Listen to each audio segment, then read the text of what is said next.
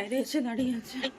অটোর চক্করে অলরেডি আমি লেট হয়ে গেছি, পাইনি অটো, ওলা বুক করে যাচ্ছি। আর রাস্তার সাইজটা দেখো, এটা হচ্ছে এক সাইডের রাস্তা, মাঝে এই গাছগুলো রয়েছে, আবার ওই সাইডের রাস্তা রয়েছে। মানে রাস্তাটা কত বড় তোমরা একবার আন্দাজ করে নাও। আমি তো জানি না কত ফুট, না হলে তোমাদেরকে বলে দিতাম কত ফুটের রাস্তা। আর স্কুলের কত দূর থেকে মানে ভিড় দেখো, এখান থেকে মানে পুরো একদম মানে পুরো মানে ভিড় লেগে গেছে, কারণ এটা অফিস টাইম প্লাস স্কুল ছুটি হচ্ছে এই টাইমে, সবে মিলিয়ে প্রচুর ভিড়। আমার হাজব্যান্ড কিন্তু রোজ আমাকে বলে এই টাইমটা প্রচুর ভিড় থাকে, আমি তো যাইনি কোনো দিনও, দেখিনি।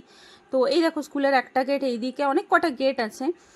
তো আমাকে না মানে অটোওয়ালাটা এত বদমাস, এইখানে নামিয়ে দিয়েছে এই গেটটার সামনে। এখান থেকে অনেকটা হেঁটে হেঁটে যেতে হবে, কারণ স্কুলটার সাইজ যা হিউজ, মানে ভেতরে যদি এক প্রান্তে মানে মানুষ হারিয়ে যায়, অন্য আরেকটা খুঁজে পাওয়া যাবে না সে কোথায় গেল। তো এইখানেই আমাকে নামিয়ে দিয়েছে। একে তো আমার শরীরটা খারাপ, এখান থেকে এবার হেঁটে হেঁটে আমাকে যেতে হবে। তো চলো আর কি করবো, এত রোদ্দুরের মধ্যে আমার এমনিই কষ্ট হয়। এই দেখো ভিড় দেখো, বাচ্চাগুলো সব হেঁটে হেঁটে যাচ্ছে, আর আমি এবার যাচ্ছি অন্য একটা গেটে। বেটু ওই দিকেই থাকবে, হাজব্যান্ডকে কল করে জিজ্ঞাসা করলাম। তো এই দেখো চলে এসেছি। আমি কিন্তু এসে পুরো অবাক, আমি জানতাম লয়লাতে লোক অ্যাডমিশন পায় না এরম স্কুল একটা, আর এসে দেখছি মানে এত বাচ্চা কাচ্চা কী করে ভাই। আর তার উপর আমার ছেলে, আবার ভিডিওটা আমি নিতে পারিনি, বাইরে বেরিয়ে গেছে, বাইরে গার্ড দাঁড়িয়ে আছে, মানে ওরা লক্ষ্যও করেনি কোন বাচ্চা বেরিয়ে গেল কোন বাচ্চা গেল। এবার এখান থেকে কি করে যাবো?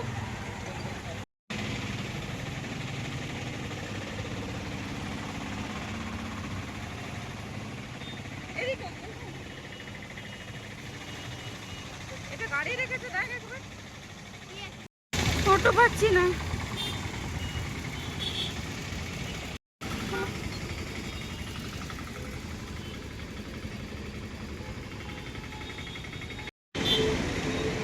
একটা অটো পাচ্ছি না, একটা না।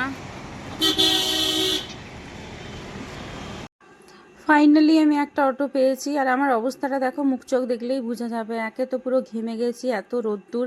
আসার সময় তোমরা ভিড়টা দেখলে কিরম ছিল, এবার যাওয়ার সময় দেখো পুরো ফাঁকা হয়ে গেল কিছুক্ষণের মধ্যেই।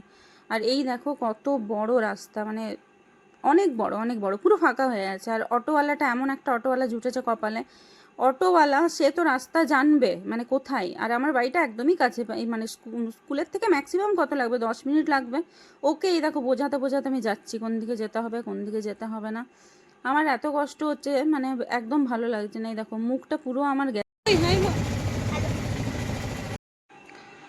বেটু এতদিন স্কুল যাচ্ছে, আমি একদিনও আনতে যাইনি বেটুকে, মানে আনতে যেতে হয়নি, আমার হাজব্যান্ডই এনে দেয় 10:30টার সময়। প্রথমে তো 1:30টার সময় ছুটি হচ্ছিলো, তখনও আমার হাজব্যান্ড নিয়ে আসতো, লাঞ্চ করতো, অফিস চলে যেত। তারপর মানে মাঝখানে বেটুকে আনতে যেত, মানে অফিস যেত 10:30, তারপর আনতে যেত মাঝখানে। তো তখন এসে বেটুকে রেখে লাঞ্চ করে চলে যেত। আর এখন তো মর্নিং স্কুল স্টার্ট হয়ে গেছে, 6:20 থেকে স্কুল। তো এখন বেটু 10:30টার সময় ছুটি হয়ে যায়। তো বেটুকে আমার হাজব্যান্ডই এনে দিয়ে, মানে অফিস যাওয়ার আগে এনে দিয়ে তারপর অফিস চলে যায়। তো আজকে আমি আনতে গেছিলাম, কারণ আমার হাজব্যান্ড একটু বিজি আছে, মিটিং আছে, তো আমি আনতে গেছিলাম। কি বাজে এক্সপিরিয়েন্স, মানে আমি বলে বোঝাতে পারবো না।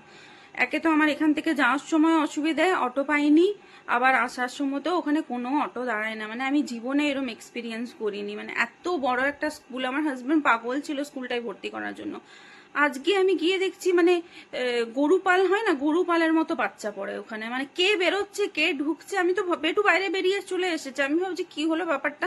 ওরা তো ভেতর বাইরে গার্ড দাঁড়িয়ে আছে, দেখেও নি কোন গার্জেন নিয়ে যাচ্ছে কি, আদৌ বাচ্চাগুলো কোথায় যাচ্ছে কি।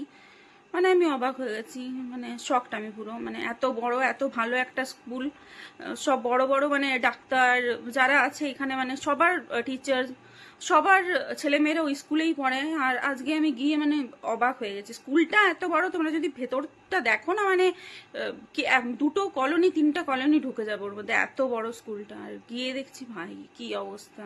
তারপর আমি আবার অটো পাইনি আসার সময়, শরীরটাও খারাপ, রাস্তার মধ্যে দাঁড়িয়ে আছে এতবার অটোকে, মানে দাঁড়াতে বলছে একটা অটো দাঁড়াচ্ছে না।